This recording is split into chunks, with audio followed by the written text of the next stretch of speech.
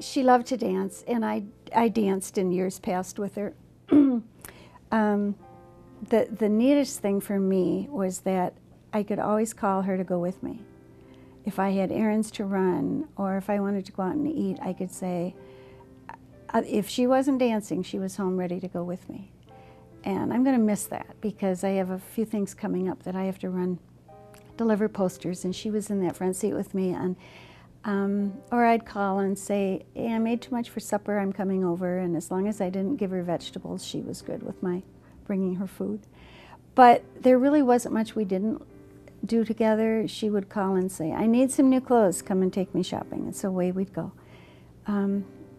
She was just really, really neat, and I missed it was the last few months when those days were no longer, you know, very kind to her.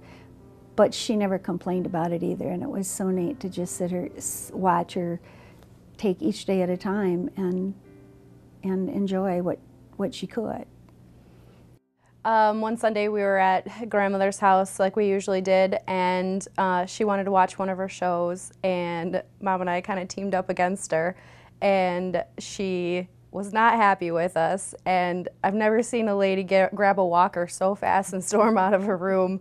And she went into the kitchen, and by that time I think a friend was in there with her, and she was so mad, and I think she told her friend to come in and tell us that the food was ready or something, and she wouldn't speak to us. And then I hollered in there and I said, love you, Grandma, and she hollered back, nah, nah, nah, nah. She was so mad at us. When Joycey found that she wasn't able to go out anymore and dance, her time was spent in her recliner, and her very favorite thing of all time was watching Hallmark Channel. And this has to be the best Christmas season I probably have ever spent. And Julie, her daughter, and myself, and Joyce, we'd kind of hunker down as soon as we could in the late afternoon, and we just did movie marathon. Every single night. We'd grab a bite to eat, and there were times we were watching him at 1, 2 in the morning because she wasn't ready to go to bed. And it didn't matter if somebody else had to work, but I want to watch one more. And she knew what movie was coming on. She knew, I mean, that was her between that or sports. But there's not a Hallmark movie that we didn't see. And next year's going to be hard because we'll watch them again. There was nobody she didn't know. I mean, she just made friends wherever she went. And it was just amazing. I mean, I've lived here my whole life, and I don't know the people that she knows. So she's pretty much an icon in this area. And to know her was to love her. Hospice is awesome. I mean, I don't know how we would have done without them. I mean, it was just, and Sherry went above and beyond her call of duty. I mean, she would go and get things for us. She even went to Madison and got a friend of my mom's, one of her best friends, lived in Madison, and the weather kept getting bad. She kept trying to get down here to spend time with Mom, and with the weather, and she was an older single lady too, Sherry went and got her and brought her down for the afternoon. And Sherry had a meeting in Madison, so she went to the meeting, grabbed her, brought her down, and it was just so, and that'd have been the last day they would have spent together. Sherry was always really concerned about not just Grandma, she was concerned about our family. She was always coming in and asking how I'm doing, if there's anything that I need to talk about, anything just to prepare us for what was about to come. And I'm really grateful because Sherry kind of became part of our family. And it was really nice that Grandma even thought of that, because before Grandma passed, she even said, I want you to pick out something really special for Sherry. And we did. We gave her a couple of grandmother's cardinal items that we thought she would really like. About 3 years ago, Joycey got really sick, and we met with Dr. Richardson and the team, and he put her on hospice. Was so good about explaining everything, even to the point that Joyce said one day, or in that meeting, how will I die? And he said, I will tell you. And he went through each step.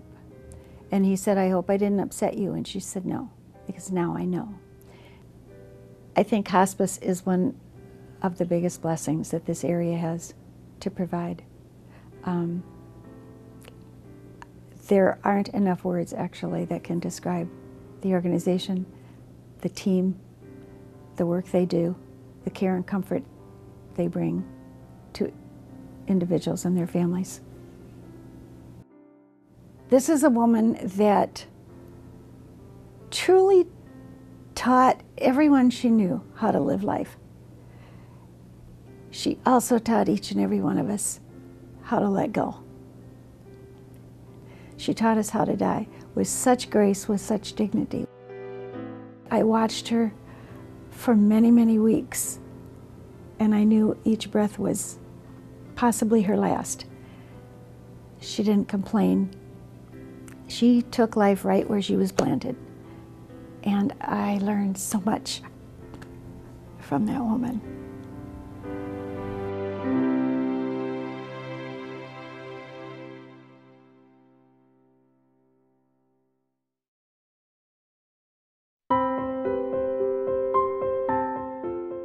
Today we're going to be talking about my dad, Monty Cheesebro. He was a husband and a dad and a grandfather and a great-grandfather and a farmer. Dad was a very driven person. He was going to go through high school in 4 years, and he had to stay home 1 year because of illness in the family. It was during the Depression too.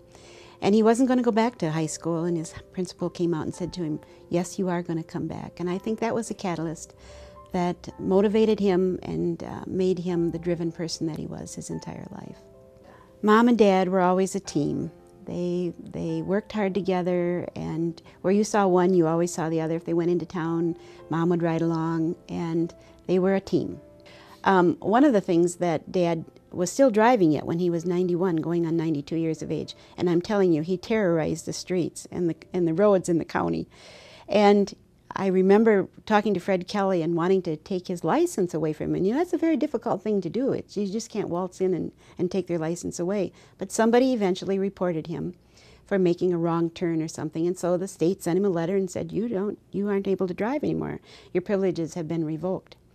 Now, here's a man that was going on 92 years of age. He had never run or operated a computer, never even used a computer.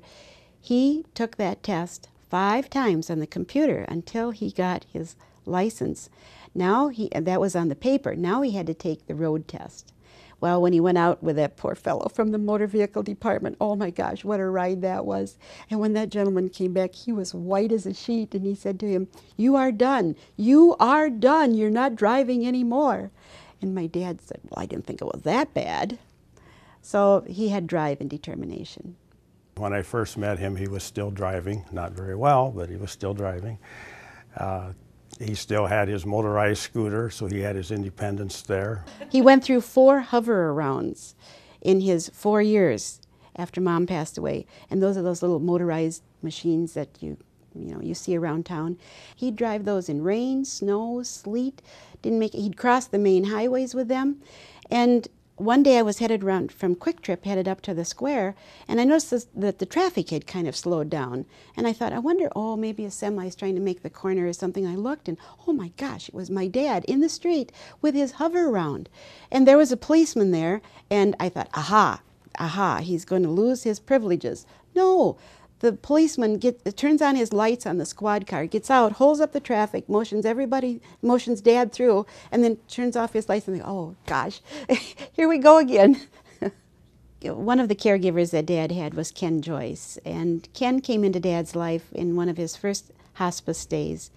And he stayed with him and stayed in touch with him. And then when Dad went into hospice the last time, he was there for him as well. And he's such a patient man. And he put up with all of his stories and listened to them for I don't know how many times.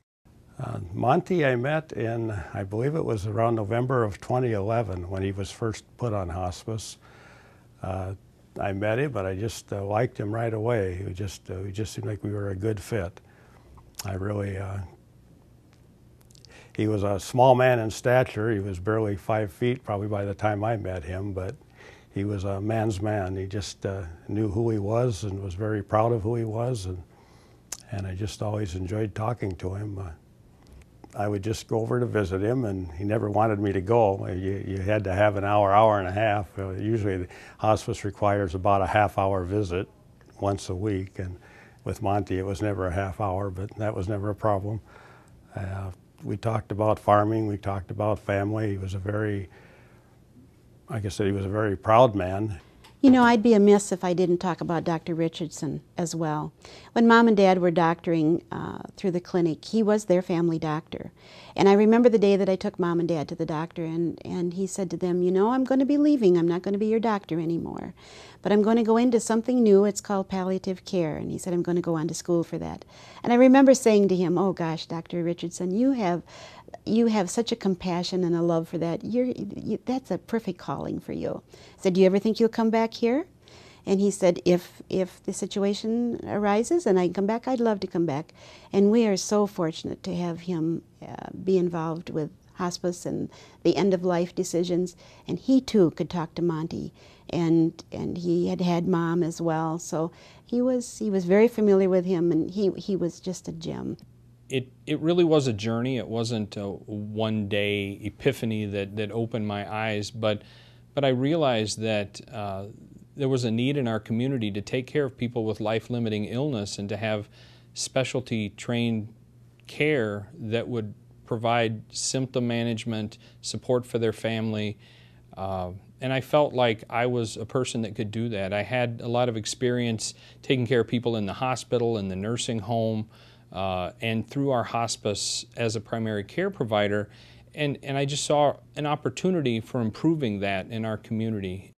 Actually, hospice was I look at it as a bridge for two reasons. It not only bridged our relationship with Dad, because in his later years he became quite caustic, especially after Mom passed away 4 years ago. And then they were also there as far as preparing us for his final days as well. Hospice was absolutely wonderful. One of the most important things that I appreciated about hospice was the fact that they allowed him his independence. They showed care and concern. And there were times that he was not your model patient. He was very independent and he liked to do things his way.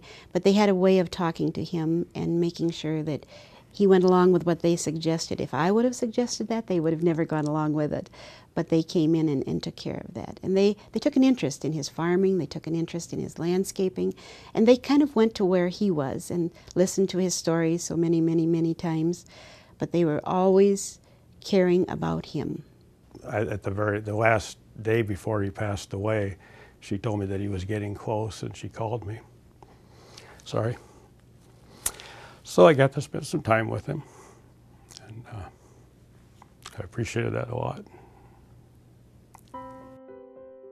Everybody has a story. I guess that's something I'm learning is, you know, and people see an old person in a nursing home or something, and they just, they see an old person in a nursing home, but that person had a story. I mean, they were young once, they were kids once, they were parents once, they were all the things that I was.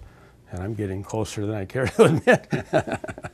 but I enjoy hearing their stories. There was a nurse that had Mont in hospice before, and she came back on as his hospice nurse the last time as well, and that was Brooke Hosley. He always called her Brooks, my Brooks. I think probably the one thing that I remember about Brooke the most, and I'll be forever grateful for, is in the last couple of days. And she would stop up to the home, of course, many times. And when she came that one time, she said, you know, can I just have a minute with Mont? She said, I just want to take some vitals and do that sort of thing. And when she came out and I went in, you know, somebody in a hospital gown always looks like they're not feeling well. She had removed the hospital gown and put Dad in one of his favorite shirts. And I will forever remember that that gave him dignity, and it showed that he was special. And that's what he wanted in life. He was always very neat and very prim. And that was just a testimony to who he was. And she'd gotten to know him, and she knew that that would be important for him. And she took care of that. I can't imagine not having hospice in our life. They helped us make some very difficult decisions. We laughed together, we cried together. they were absolutely wonderful.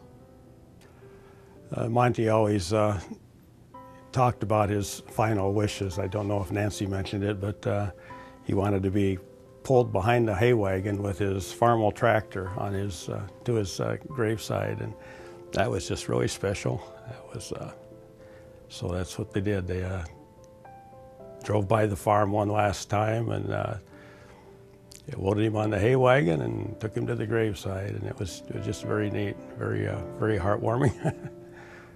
But he was a man's man.